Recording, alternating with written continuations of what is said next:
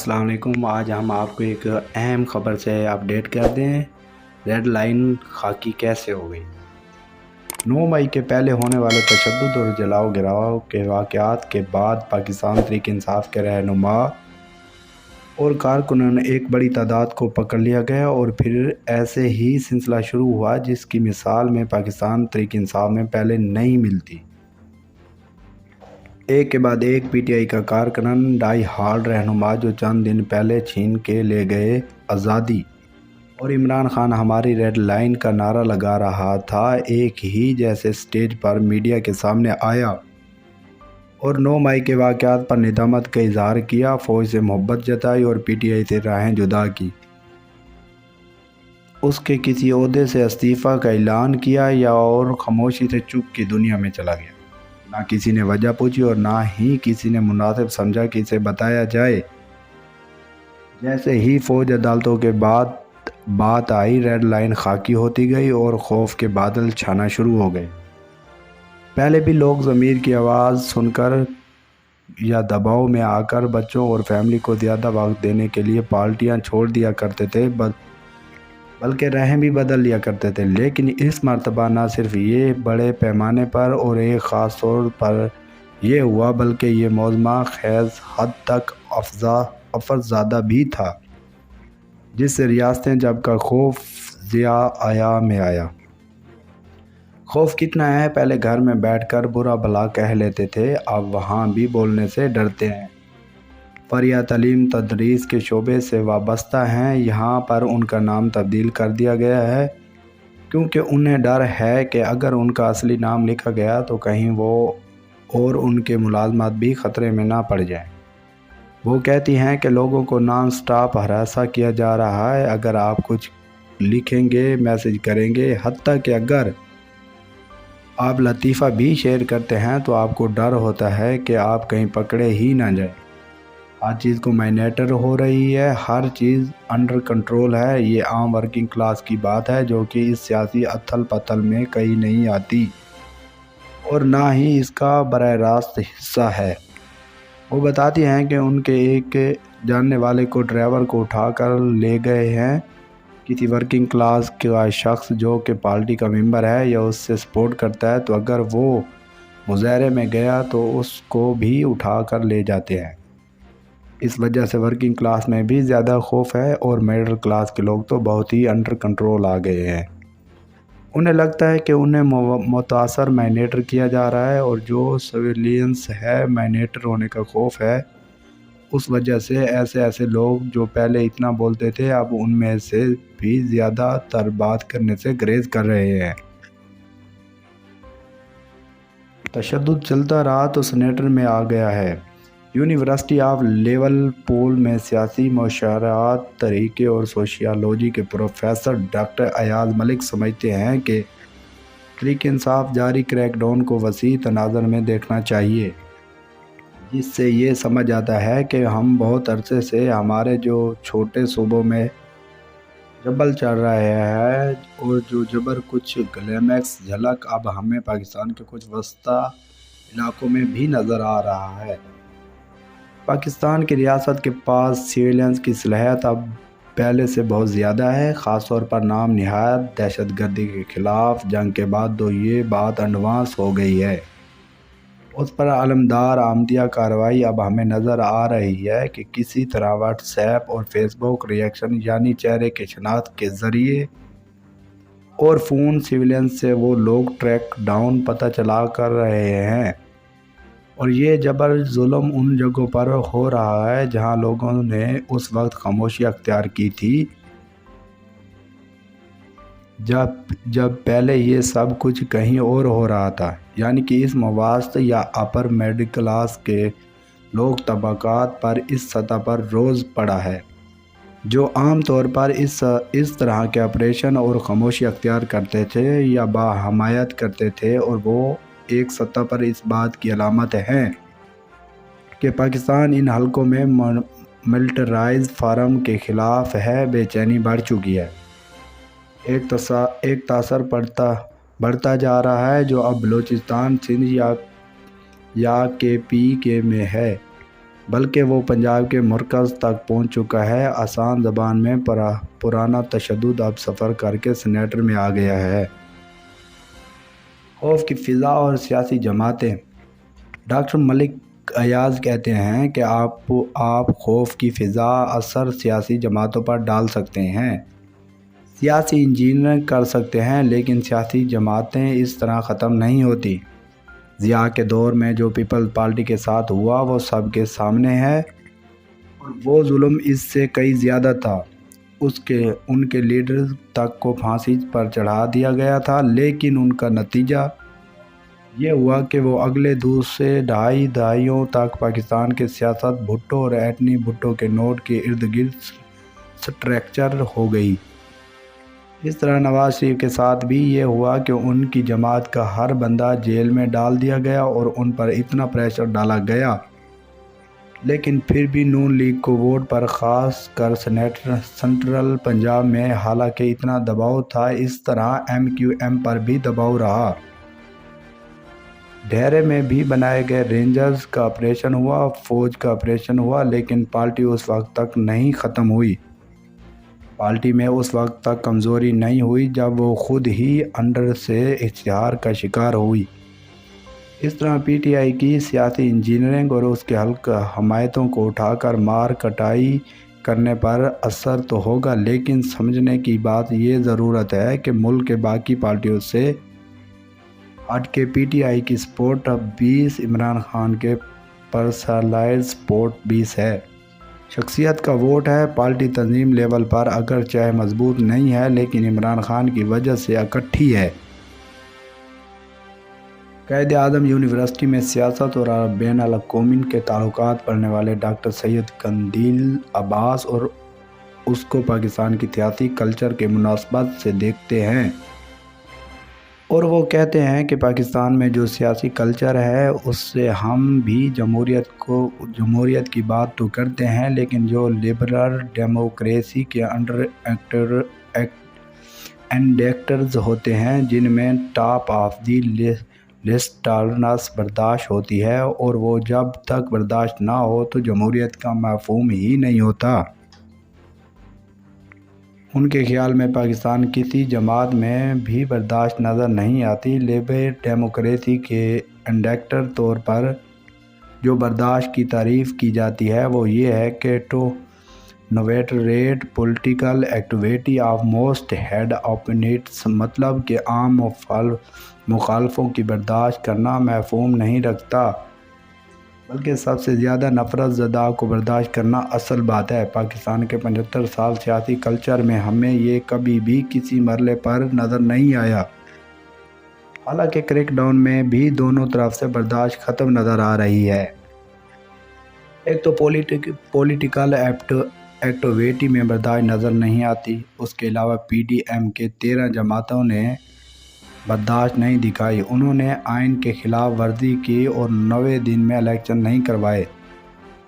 اس کی وجہ سے عمران خان اور ان کی حمایتوں پر شدید ری ایکشن پیدا ہوا، اور جب اس کو سائیڈ لائن کرنے کی کوشش کی گئی تو اسی وجہ سے یہ کریک ڈاؤن ہوا، اور اس کریک ڈاؤن میں عدم برداشت ہمیں دونوں طرف سے نظر نہیں آئی۔ میرا خیال ہے کہ اس کے لانگ نرم کنٹینیوشنل طویل المدتی کے اثرات پاکستان کے سیاسی کلچر کے لیے بہت خطرناک ثابت ہو سکتے ہیں۔ اس کا آسان اور سیدھا حل یہی ہے کہ سب ٹھیک ہولڈز بیٹھیں اور پرامن حل کا سوچیں۔ فریہ کہتی ہے کہ کریک ڈاؤن اتنا حقیقی ہے کہ بہت سے سکولوں اور کالجوں کے بچوں نے اپنی فونز کی سمیں نکال دی ہیں، اور وہ سمجھتی ہیں کہ انہوں نے کریک ڈاؤن ٹریک کیا جا رہا ہے۔ ماڈل ورکرز کلاس میں ہر 5 سے 1 شخص ضرور متاثر ہے، اور کئی حالات غائب ضرور ہوا ہے۔ اکثر طلبہ غائب ہیں، کچھ ایک دو دن بعد مل جاتے ہیں، اور کہیں ایک کا بھی تک پتہ نہیں ہے۔ انہوں نے بتایا کہ معاشرے میں عجیب طرح کے فرسٹریشن اور لوگ توڑ پھوڑ اور جلاؤ گراؤ کی باتیں بڑے آرام سے کرنے لگے ہیں، جیسا کہ کوئی روز مرہ کا کام ہو۔ وہ اس کی مثال دیتے ہوئے بتاتی ہیں کہ حال ہی میں ایک اسکول نے کلاس ایکٹیویٹی سماجی تقسیم کی اور برابری کا ایک پروجیکٹ کیا، اور اس میں زیادہ تر لوگوں نے ملک کے بارے میں فرٹیلیشن اور ایکٹیویٹی کی باتیں کی، اور ان کا کہنا ہے امیر اور بڑے لوگ سب سے مزے میں رہ رہے ہیں اور وہ ہم پھنس رہے ہیں۔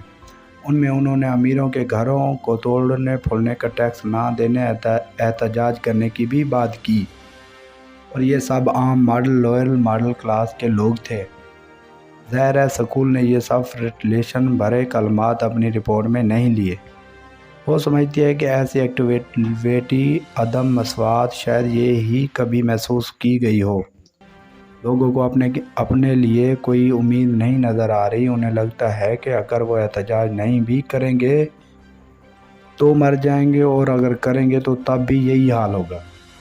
جب لوگ تنگ آتے ہیں تو تب ہی سڑکوں پر آتے ہیں۔ پیٹ بھری قوم کب سڑکوں پر آتی ہے؟ ایسا پہلے کبھی نہیں دیکھا گیا۔ ضیاء کے دور میں لوگ گھروں میں بیٹھ کر تو اسے برا بھلا کہہ لیتے تھے، لیکن اب تو وہ ایسا کرنے سے بھی ڈر رہے ہیں۔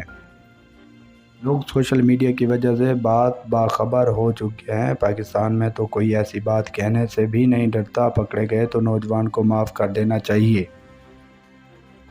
ڈاکٹر ایاز ملک کہتے ہیں کہ عمران خان کی پوری تاریخ تقریباً گزشتہ 20 برس میں ابھری ہے۔ 90 کی دہائی میں اور سن 2000 میں ناکامس لبرلیشن کے تحت جو نئے طبقات ابھرے ہیں، ان کو جب سیاسی معاشرے اور معاشرتی ڈھانچے میں جگہ نہیں مل سکی تو اس کا اظہار عمران خان کی شخصیت کے ذریعے ہوا۔ اب اس میں سے پیدگی یہ ہے کہ اس میں مواس طبقات ابھرے جن میں عمران خان کی پارٹی کی 20 بنیاد ماڈل کلاس ہے، لیکن اس نے یہ متحد حلقوں سے ابتدا میں آنے کا سودا کیا جن میں فوج سرپرست تھی، جس میں سن 2017 اور 2018 کے الیکشن میں جو کچھ ہوا وہ سب کے سامنے ہے۔ اس طرح سے وہ ایک فطری اتحاد تھا، لیکن ہمیں پتہ ہے کہ پاکستان میں سویلین اور ملٹری کا اتحاد زیادہ دیر تک چلتا نہیں ہے۔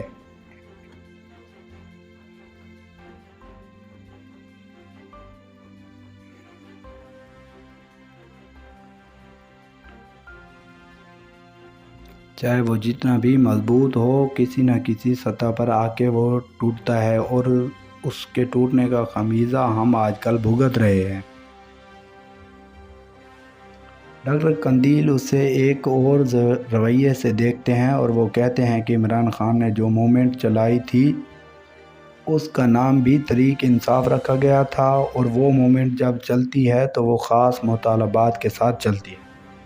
وہ کہتے ہیں کہ ایک تحریک اور ایک سیاسی جماعت میں بہت بڑا فرق ہوتا ہے۔ تحریک خاص قسم کی مطالبات کے لیے چلتی ہے، جیسے مزدوروں کی تحریک ہے، طلبہ کی تحریک ہے، یا سرکاری ملازمین کی تحریک ہے، جہاں وہ اپنے طلبات پیش کرتے ہیں، اس کے لیے احتجاج بھی کرتے ہیں، اور جب مطلوبات پورے ہو جاتے ہیں تو وہ تحریک ختم ہو جاتی ہے اور بعد میں اس کا نام بھی نہیں لیا جاتا۔ جیسے ہمارے ہاں وکیلوں کی تحریک چلتی تھی اور اس کا نام اب بھی کسی کو یاد نہیں ہے۔ عمران خان نے بھی اپنی کلاس ایکٹیویٹی کا نام تحریک رکھا تھا، تحریک انصاف، اور 26-27 سال وہ اسی موڈ میں رہے ہیں، اور جب انہیں حکومت مل بھی گئی تو وہ تحریک کے موڈ میں ہی رہے ہیں، اور اس تحریک والے موڈ میں احتجاجی سیاست اور اسٹریٹ پولیٹکس زیادہ ہیوی رہتے ہیں۔ عمران خان جب تک اپوزیشن میں تھے، جدوجہد کر رہے تھے، تو اس دوران ان کا جو اندازہ وہ حکومت آنے کے بعد بھی عموماً وہی رہا۔ ان کا تحریر سن کر ایسا لگتا تھا کہ وہ کنڈکٹر پر چڑھے ہوئے ہیں، اور وہ وزیر اعظم بننے کے بعد بھی وہ کنڈکٹر پر بھی بولتے نظر آتے تھے۔ اب مسئلہ یہ ہے کہ جب انہیں حکومت سے نکالا گیا تو وہ پھر بھی وہی تحریک والے موڈ میں رہے ہیں، لیکن اس پورے دور میں انہوں نے اپنی سیاسی کارکنان کی تربیت نہیں کی۔ تحریک والے ورکر کی طرح ہی کی سوچ رہی جو کہ اسٹریٹ پولیٹکس ہوتی ہے۔ جس میں جلسہ ہوتا ہے، جلوس ہوتا ہے اور کبھی کبھار توڑ پھوڑ بھی شامل کی جاتی ہے۔ حکومت سے نکلنے کے بعد 1 سال سے وہ ایسے ہی موڈ میں رہے اور جو ان کا ورک تھا ایک پولیٹیکل پارٹی کا ورک نہیں تھا بلکہ ایک طریق کا ورک تھا۔ یہی وجہ تھی کہ جب احتجاج ہوا پر تشدد شکل اختیار کر گیا، خاص طور پر جب ملٹری کی تنصیبات کی حکومتی تنصیبات کو نشانہ بنایا گیا۔ اس کے جواب میں اسٹیبلشمنٹ کی طرف سے سخت رد عمل آیا۔ ڈاکٹر قندیل کہتے ہیں کہ کوئی بھی طریق خراب نہیں ہوتی، لیکن جو طریقیں شارٹ ٹرم کے لیے آتی ہیں ان میں تشدد کوئی غیر معمولی بات نہیں ہے۔ اگر کوئی بھی طریق انقلابی طریق بن جائے تو یہ مثبت طریق ہوتی ہے، اس کے متاثرات اثرات ہوتے ہیں، اور جب یہ کامیابی ہوتی ہے تو اس کا موڈ چینج ہو جاتا ہے اور پھر وہ نظریاتی طور پر ایک سیاسی جماعت بن جاتی ہے اور وہ پھر سسٹم میں تبدیلی لاتی ہے۔ طریق کے دوران جو تشدد ہوتا تھا وہ تھیوریٹیکلی جسٹیفائڈ نظر طور پر قابل قبول ہے۔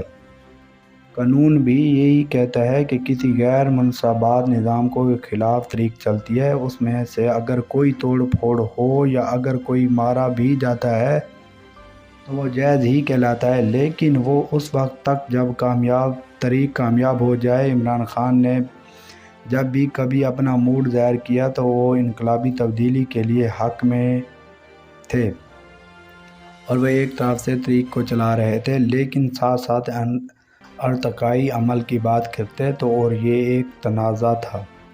دیکھیں وہ 3-4 سال پاور میں رہے اور اس دوران وہ جو تبدیلیاں لا سکتے تھے انہوں نے اقتدار کے باوجود وہ اقدامات نہیں لیے، لیکن جب وہ اپوزیشن میں آتے ہیں تو ایسے مطالبات کرتے ہیں کہ میں ملک میں جو جوڈیشل کو سسٹم عدالتی نظام بدل دوں گا، میں جو جرنلزم میں یہ تبدیلیاں لے آؤں گا اور وہی میں چور ڈاکوؤں کو لٹیروں کو اڑا کے رکھ دوں گا، ختم کر کے رکھ دوں گا، وغیرہ وغیرہ۔ یہ باتیں اپوزیشن میں تو اچھی لگتی ہیں، لیکن جب آپ پاور اقتدار میں تھے تو آپ نے کیا کیا؟ آپ نے بہت کمپرومائز سمجھتے تھے۔ دوسری طرف سے فریہ کہتی ہے کہ پہلے سیاسی اختلافات ہوتے ہیں، لیکن اب بیڈ اسپیچ، نفرت آمیز تقریر بھی شامل ہو گئی ہے۔ نو عمر کے بچے اور سوسائٹی اسے بڑا آئیڈلائز کرنے لگی ہے۔ اینٹیکل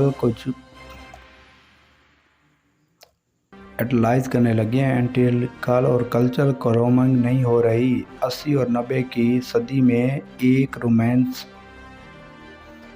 سسٹم تھا، لوگ مارکسزم کی بات کرتے تھے۔ اس کے وقت پہلے دفعہ ایسے جملے سننے تھے کہ طاقت کا سرچشمہ عوام ہے، وغیرہ وغیرہ۔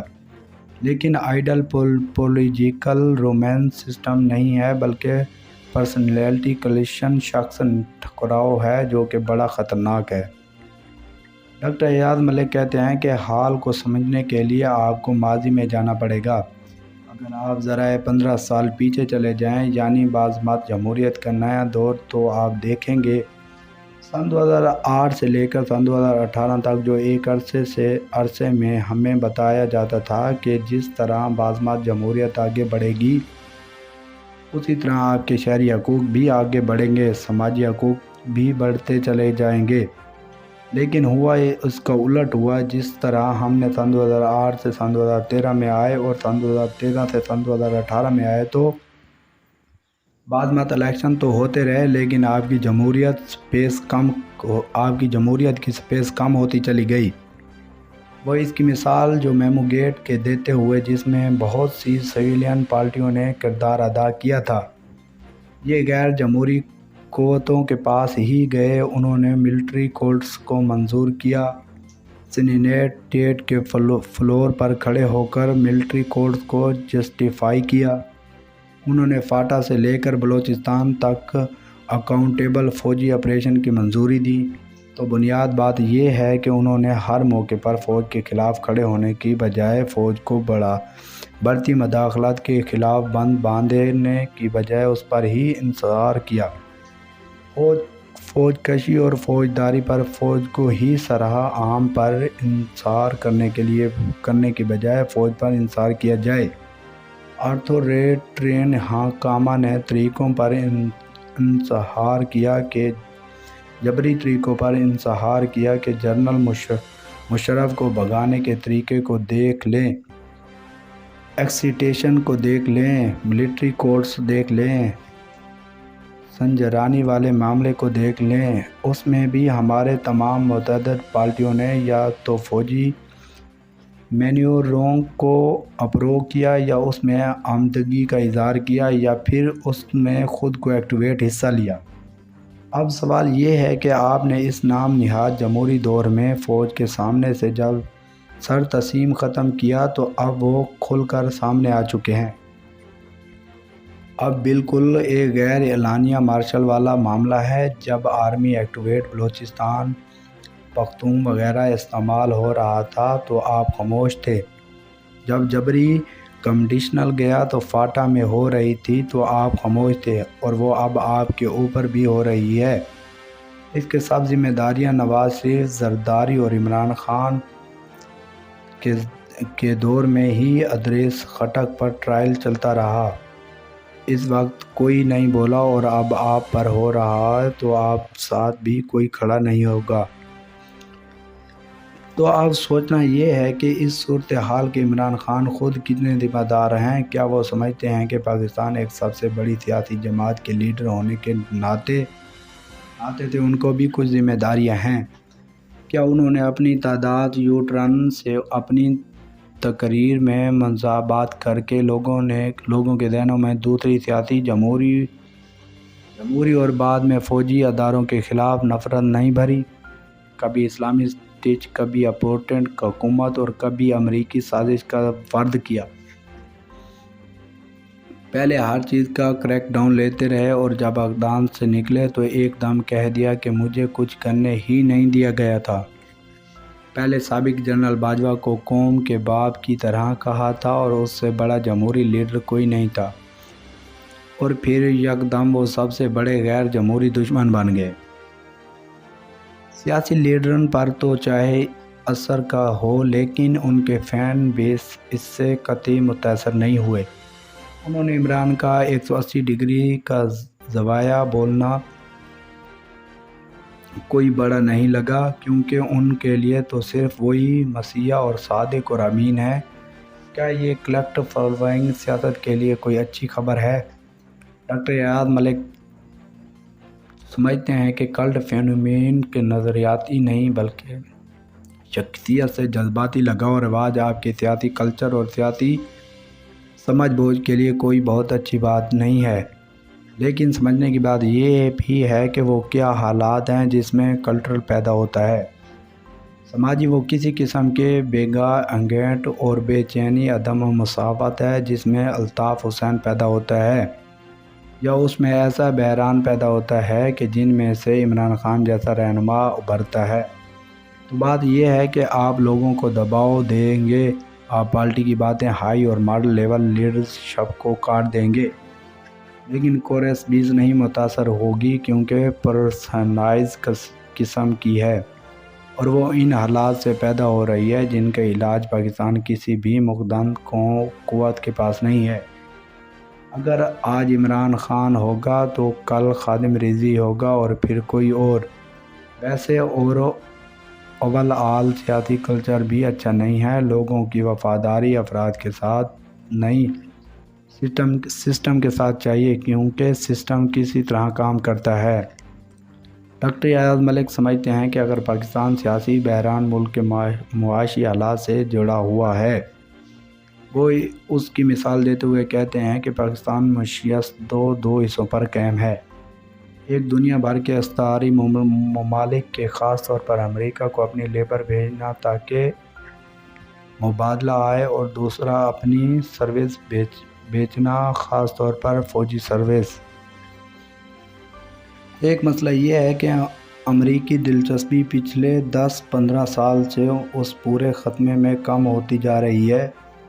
اس کی وجہ سے ایڈ والا معاملہ کم ہوتا جا رہا ہے اور اس وجہ سے ہمارا معاشری بحران تیزی سے تیز ہوتا جا رہا ہے اور ہر حکومت کے IMF کے پاس جانا پڑتا ہے اور IMF کی طرف سے کہیں جانے والے اقدامات کے بعد غیر مقبولیت بڑھتی ہے۔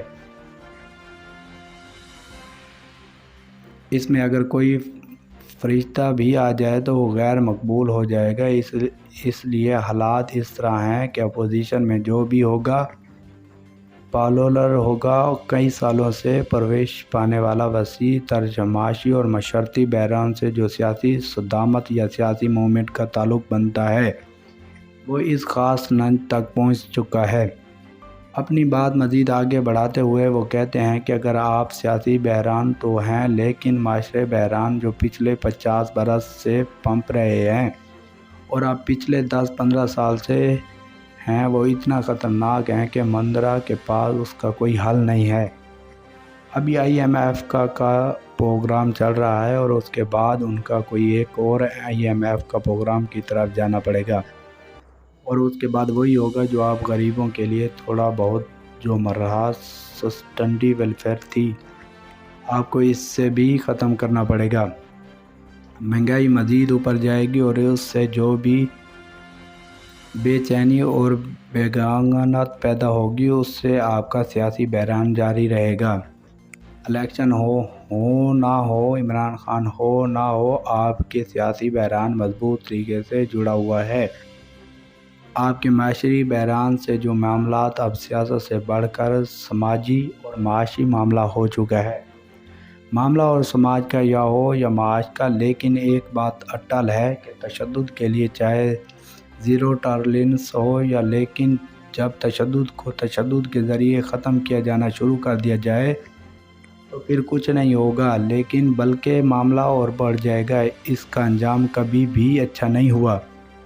مل بیٹھ کر بات کرنے سے چیزوں کا حل نکلتا ہے، چاہے وہ قلیل القدامتی ہو یا طویل عدمتی ہو۔ آج کے لیے اتنا ہی، ملتے ہیں اگلی نیوز پر۔ ہمارے چینل کو لائک اور سبسکرائب ضرور کیجیے۔ شکریہ۔